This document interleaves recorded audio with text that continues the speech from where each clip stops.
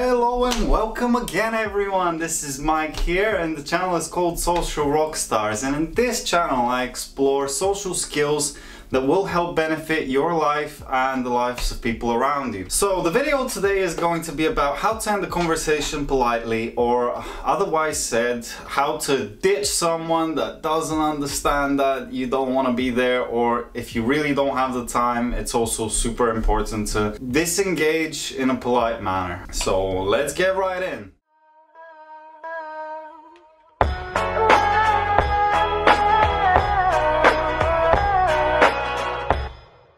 Now I'm sure that most of you have noticed that once you're in a situation that you don't want to be in, time passes slower.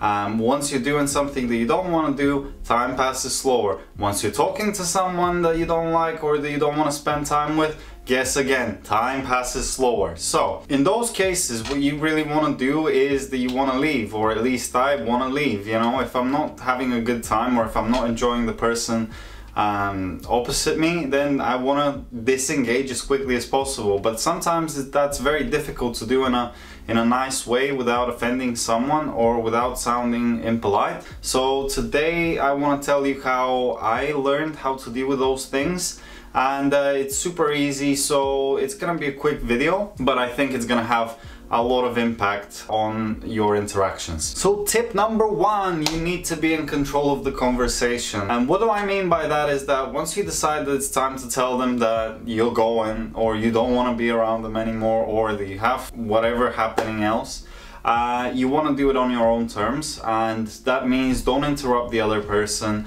right as they're in the middle of the sentence. You kind of have to fight for that attention and to get your turn to say something. Otherwise it will just be seen as very rude and you being completely disinterested. Even if that's the case, you don't want it to look like that. So tip number two would be, tell them your time limit in advance. So let's say you bump into someone and you say, oh, I just have 15 minutes before I have something else to do, or I can spare a few moments because I haven't seen you in a long time but I really need to go afterwards. That kind of sets a time frame for your conversations, and if the other person is a little bit more kind of into it, they're gonna understand your intention. You can also add something like, oh, it's really unfortunate that I have this amount of time. It also kind of helps you being more polite, and it also helps them seeing it as you would really like to have this time with them, but you know, you really have to get going and do your things. Tip number three is tell them where you need to be or who you're meeting or something like that. Try and not be very specific. You don't want to start another conversation about that. You just want to make them aware that you have somewhere to be or you have someone to see, and that you don't really have the time to spare with them. Make it seem like you need to be in a specific place at the said time, so that you really have your hands tied.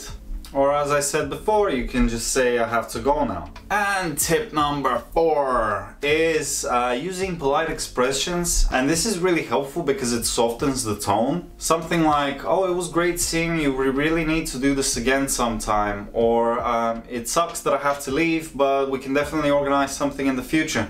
Even if you have absolutely zero intention of organizing something in the future, you can't handle the truth.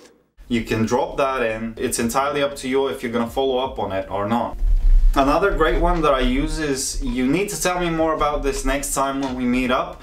That kind of sets the tone of, yeah, I don't have the time. It will be great to hear about it in another time. You know, if I randomly bump into you. Or if you actually enjoy talking to the person, then again, it's a really nice way to kind of end the conversation because you do have actually somewhere to be. Now you can also start preparing to leave. Now that's something I don't really like doing because I don't really like leaving people hanging or not saying certain things. I prefer being upfront and honest. But it generally works.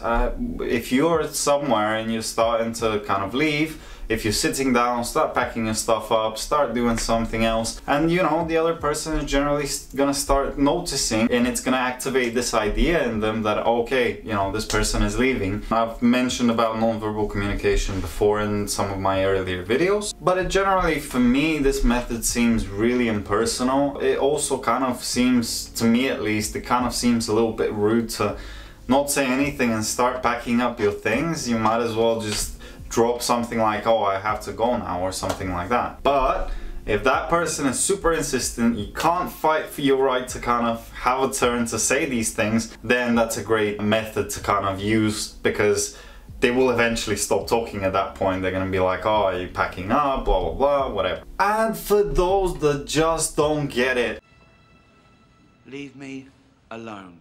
what you want to do there is you want to apologize and repeat yourself. So, sorry, I'm really sorry, but I really have to go. Or, it feels really horrible to let you down, but I really don't have the time now. Those techniques would definitely show even the most stubborn person that, yeah, you have to go, you have to be on your way, and there's no coming back from that.